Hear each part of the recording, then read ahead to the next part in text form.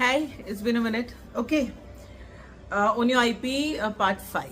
It's a very important topic to me because a lot of people lead very unexamined lives. Forget looking at the world from a lens of human versus non-human, which could be tech, company, AI, whatever. People are not even able to look at.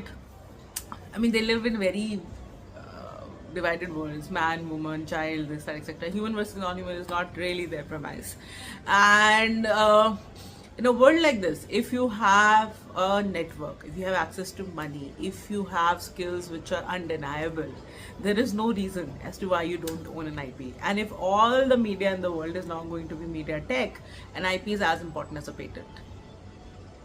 What that essentially means is the IP has to be owned by one human. It cannot be owned by multiple people. A patent is owned by a person. Similarly, an IP will be owned by a person. So you'll have to figure out how do you become center to the creative and nothing else. And this is hard.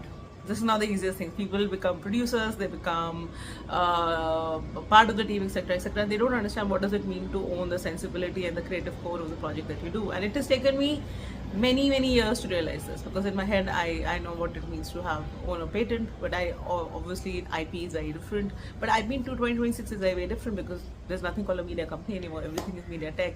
And somebody like me who's tech first and understands storytelling, it's an amazing time to be a creator. It's an amazing time to own. It's an amazing time to co-create, because what I keep saying this, it takes 3 crores in your bank to be independent.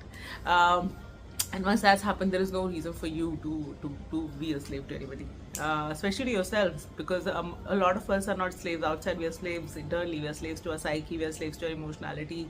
We are slaves to our conditioning. We are not really slaved in terms of a jail, right?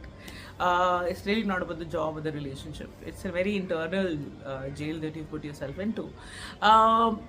So yeah, own your IP, because the only mark you leave in the world is the impact that you make with the work that you do and the lives that you touch.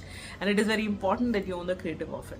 And I think if you have an inherent creative code to it, for example, I know that I can tell stories. I know that I can build worlds. I know that I have the imagination to marry tech to the old world and to create something out of that.